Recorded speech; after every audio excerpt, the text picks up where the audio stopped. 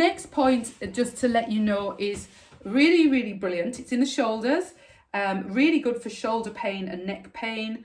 Really also very good for any anger and frustration. Again, it's on the gallbladder channel, and it's called Jianjing. And Jianjing, the only thing to remember about it in terms of precautions is not to use it for anyone that's pregnant. So any pregnant women, don't use it. It has quite a strong downwards action, and obviously you don't want the downwards flow of qi and blood if someone is pregnant. It would put them at danger of miscarriage. Having said that, Jianjing is used in order to help induce labour, and can be used during labour to help smooth the birth of a child. So it has that use, but you wouldn't use it for someone who is not ready to get, so for a woman who's pregnant who's not ready to give birth. Okay.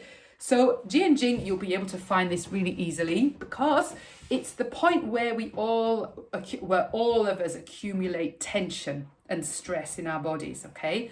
So if you think about the top of the arms here, just the very tops of the arm bones and the center of the spine in behind you, and you want to go about midway, and you're looking for the tops of the shoulders. So I'm going to turn around for you, again, just to show you from the back.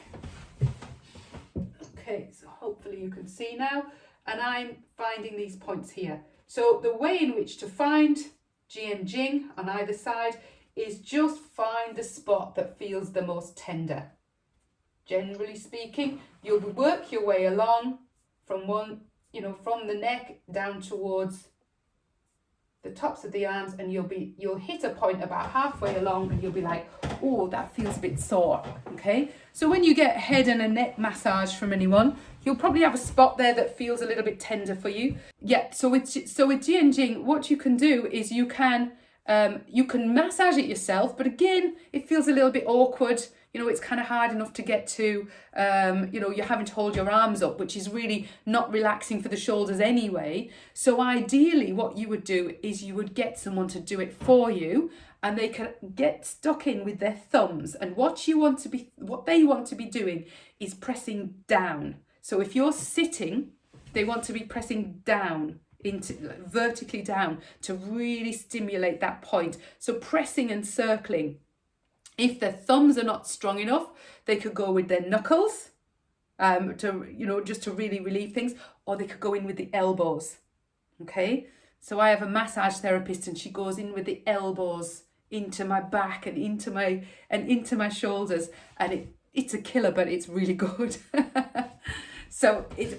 What you want is really ideally at that downward action. So it actually is a really nice point to stimulate when you're sitting rather than lying down. So you're sitting up straight, someone is behind you, and they are just working with whatever, thumbs, knuckles, or elbows in that downwards kind of motion. Okay. Everyone knows, usually we all have a kind of band of muscle along the top of the shoulders where it all feels a bit tender. That's really where we accumulate a lot of our stress. Okay. So this one, again, really good for migraine and headaches, because again, on the gallbladder channel, so it's on this channel which zigzags around the head. If this is all blocked and tense, then what can happen is the circulation of blood, of qi and of fluid doesn't flow up into the head. So you're going to get a headache through lack of nourishment going into the area. Okay, so really nice for that. Really good for relaxation, really good for different kinds of pain management. So any kind of shoulder pain, obviously, really good for that, going up into the neck. And often you would use both Jianjing and acupuncture, the one in the back of the neck. You can use those two together. So if you've got neck and shoulder pain, I would start with acupuncture and then work a little bit on Jianjing.